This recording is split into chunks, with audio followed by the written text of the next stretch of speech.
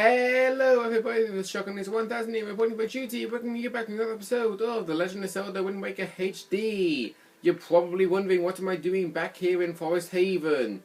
Well, not only because it's to do a certain side quest or two, I've also noticed these post boxes were shaking along as I was grabbing all pieces of hearts and treasure charts off camera. And I just have to tell you, the location of all the pieces of hearts and treasure charts will no longer be mentioned in an annotation in these videos from now on. So if you're wanting to know how to get these pieces of hearts and treasure charts, go to the previous episode and click on the two links I put down in the description below. Okay?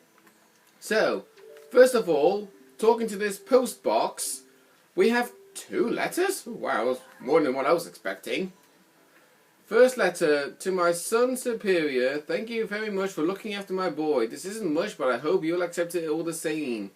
I politely request your continued kindness towards my son.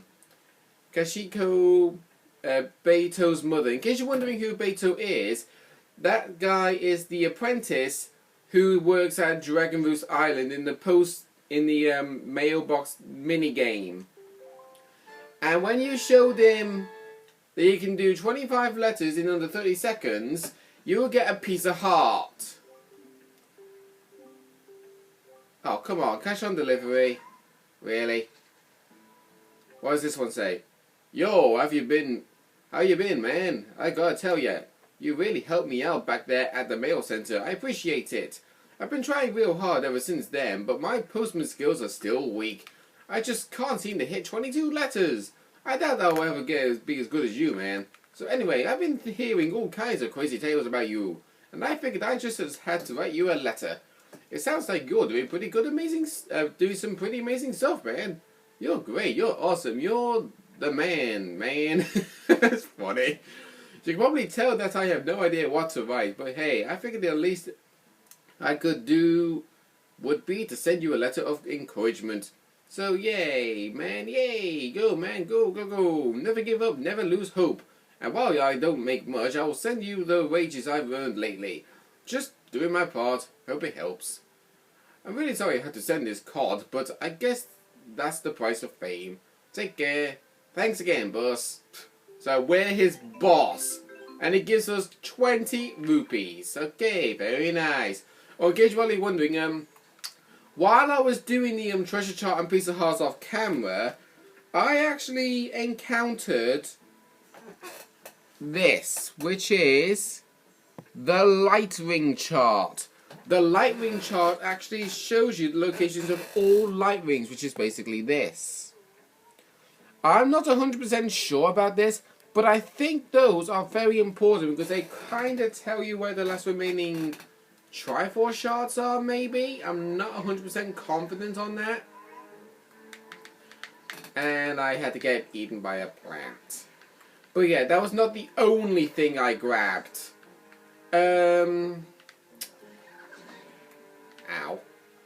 I also noticed that there are a lot of treasure rings that are found in the sea that have that very light glancing glow. Like, you know when you see a light that's got like that? Do you see that treasure ring over there? Well, imagine that, but it's got light shooting up into the sky. I actually encountered quite a few of them, and they're basically from the treasure charts that you've grabbed in the game. And in case you're wondering, yeah, I have left 2 treasure charts remaining, and we're basically going to be conquering those treasure charts sometime, so you might have to bear with me a bit. Now, I'm actually backtracking here. The reason why I've gone back to Forest Haven is because you see this water? If you have an empty bottle, fill it up, because you fill your bottle with forest water, you can use it multiple times, but it loses its forest freshness after just 30 minutes. This is very important for a side quest, and believe me, you want to do it. If you don't do it, then it will not, I repeat, will not work. And besides, it has to be the forest water. You can see it's ticking down right there in the screen. I'll keep it in my inventory, of course, so that way it will tell me exactly how long I have got left. Now, while I was actually off camera, I even noticed some koroks standing next to a tree that they have planted, but they didn't fully grow because they need the forest water to make them grow, and you only have 30 minutes to go all around just to deliver it all. So, first place you want to go to is Cliff Plateau Isles. That's where the first korok is, and his location is pretty obnoxious, because you need the Deku Leaf in your inventory. You need to run along here, and by the way, there is a treasure chart to be found here, but I've already grabbed it. Jump into this hole,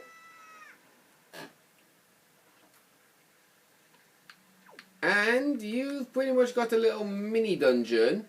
So you basically have to follow the path as usual. Okay, wasn't meaning to do that. Just climb up here. There are rupees on top of here for you to grab. There's a yellow rupee right there for 10. Of course I had to drop down because I'm not paying attention where I'm going. So we have to do that again. And we've already wasted 2 minutes of the forest water.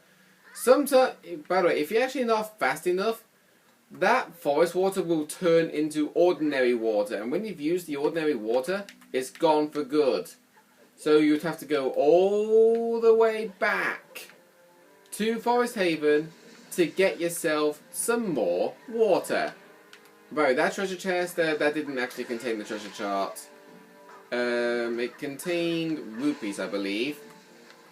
But anyway, as I was saying about the treasure charts, some of the treasure charts are actually very important, and others are not.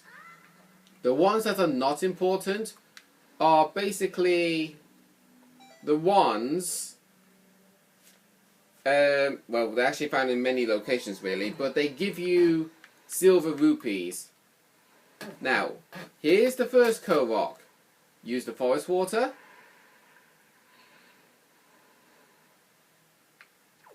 Okay, that's number 1. Thank you very much, Swordsman. You must find 7 more of my fellow koroks. If you pour that forest water on all of our trees, then the trees will surely grow strong again. But remember, in just that amount of time, the forest water you have will turn into plain water. So hurry up and look for my fellow koroks. Yes, so you do need to be fast in this. Okay, so that's the first korok. Now, if we pause real fast, we'll notice that there's one more found in space. Okay, I know the next place to go to. So we use the Bell of the Gales, and we want to go to Tower of the Gods, which is space E4, because there are 2 more of the koroks to be found nearby. One of which is in E3, Eastern Fairy Island, and the other one is found in E5, Link's Oasis.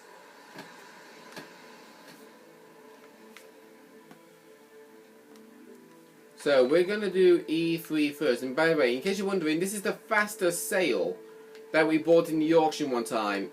I completely and utterly forgot I actually got this in the auction in the previous recordings. But this is actually what it does. Whichever way you face when using this sail, you will automatically make the wind go in that direction. So you don't have to keep using the Wind Waker to use the Wind Requiem anymore. Oh, by the way, that light there, that's the light I was on about. Sometimes that light can contain something very important, sometimes it can't. And I drop down here. There's the next Korok. We will be coming back to the fairy islands in a bit, because I haven't talked to every single one. We really haven't. Okay, so now that we've done that, time to go to Link's Oasis. And it is pretty much going to be a very far trek. Okay. Sometimes you would think doing that would help, but it actually doesn't. It doesn't make any difference. What? There's a beagle shop nearby the Tower of the Gods? Oh, I didn't know that. And this sort of weather, I literally cannot stand. Yeah, the storm, because every single time I see the storm, I keep thinking we're about to encounter the giant Octoroks. In fact, while I was off camera, I actually did bump into 2 Octoroks. And those 2 Octoroks I bumped into were very important. So what I decided to do was to not battle them and just carry on focusing on the other pieces of hearts and leave those 2 Octoroks till last. Because they hold something very, very important if you defeat them. But whatever you do, do not have 30 arrows and 30 bombs with you, because those Octoroks are really hard to beat. I actually tried to beat one of them before realizing what it is that Octorok actually gives you, and he didn't die after 3 rotations. I thought it was going to be an instant game over, but I was wrong. It isn't an instant game over. He sucks you in his mouth, he shoots you, he sucks you in his mouth, and then he blows you in a really far distance, but you can't tell exactly where it is you're going to be sent. And the location where you find this giant Octorok, believe it or not, was also to be found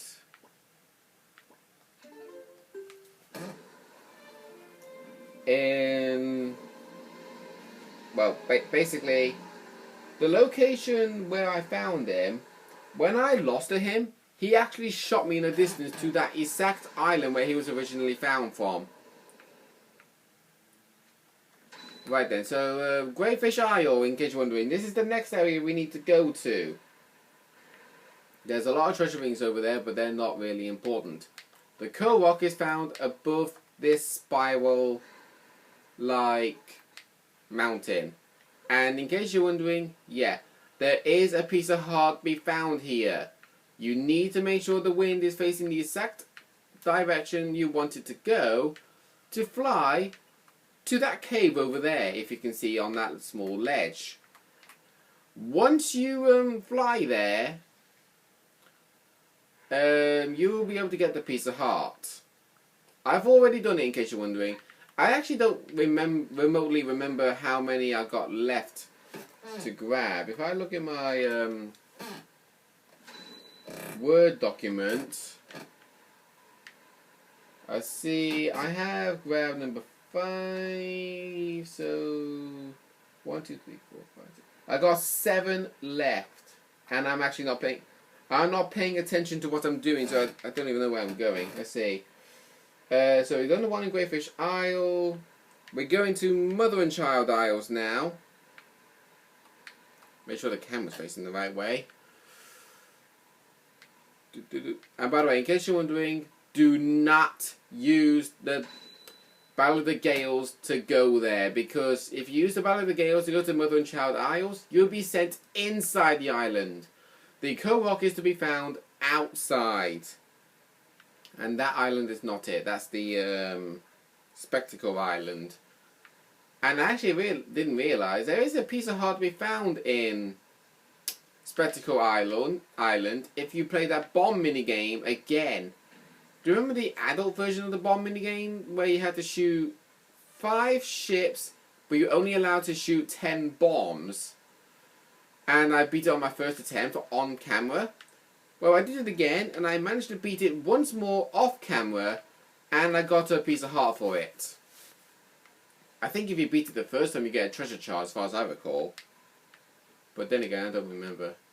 Oh wait, I can't even see where I'm going. I really can't see where... Oh! Never mind. That is Mother and Child Eyes all the time! And there's a cannon ship or two over there. Yep. Right then, that little island over there with the tree, that is where the koroks is to be found. And... I don't know, house or something to put there? Never mind. There he is, and oh! Oh! Who's that?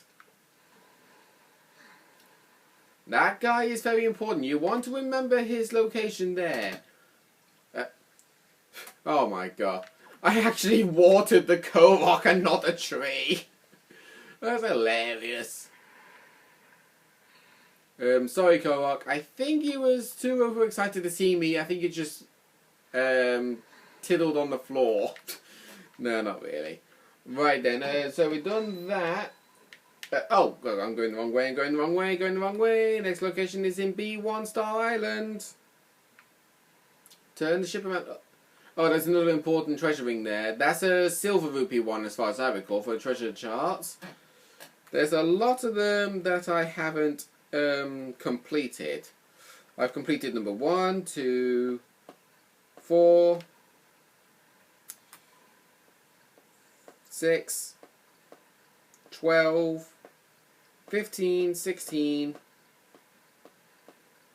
20, 21, 23, 28, 30, 31. I'm still not paying attention where I'm going. 38, 39, and 43 and 46. Those are the ones that I have completed. Some of them are very important, and there's another treasure chart location to be found on Star Island. Whoa! Bomb barrel! Bomb barrel! I'm actually running short on the timer. I just realised that. And I've only done half of the koroks. I guess I can always extend the level, well, not level, extend the video a bit. We are actually did say in the last episode it's the end of side quests, but we're still actually doing them. The actual reason for this is like, it's the end of side quests of Windfall Island. Yet we've actually still got one to be done, which is the trade quest, but we can easily do that, no problem. Right, I'm just going to be cheap. I'm going to walk back to Greyfish Isle. So we've done G6, E5, E3, B4, B2 and B1. So there's 2 left. We've got A5, Needle Rock Isle, which is our next location to go to. And the last one is found on C6, Shark Island. And the boat's already facing the right direction to go. Actually, no, wait, hang on. I'll do Needle Rock Isle last, because I remember there's something very important that I actually didn't check up there. So I'll go to Shark Island first. And in case you're wondering, Stonewatcher Island. There was actually, when I was doing this game off camera, I actually noticed that there was a little hole found underneath that giant rock. And when I entered the hole, I saw what the area looked like, and it looked very important. So what I planned to do was to save it for another time when I'm actually doing a recording, because it did look so important. Well, too important. We're running a bit late on time, but I'm gonna carry on anyway. I can see the ratfish, but he's not that important. Here we are. Shark Island. Now, Shark Island is actually a location where you find a piece of heart or treasure chart, but to get in there is very complicated.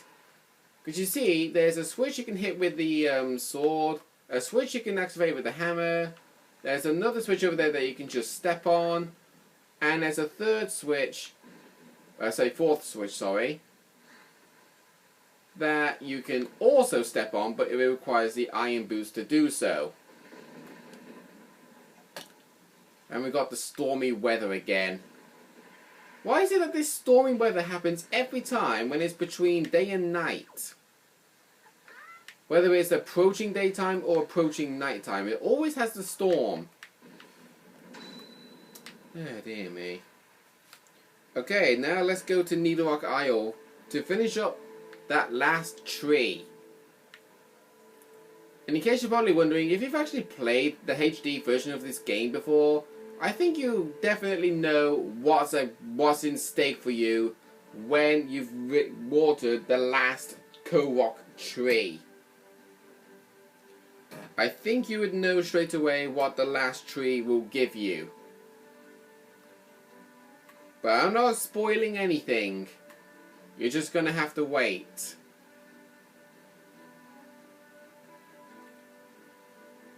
Alrighty then. So I hope everybody has had a good year so far in 2016, because for me it's kind of been on and off, non-stop.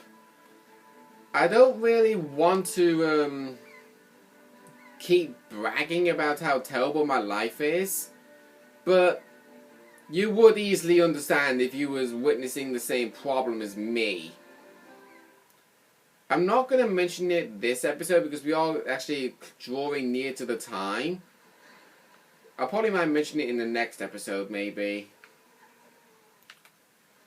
Right, here we go. There is the last Korok tree spirit. Water the tree. With a weird face. And as you can see, it's coughed up a piece of heart. That is a very important thing to do. So make sure to do it when you're playing this game, okay? Alright, so now that we've done all that, I say so many cool things and end to this episode. So next time on Legend of Zelda Wind Waker HD, where I'm going to be showing you the trading quest. See you guys then.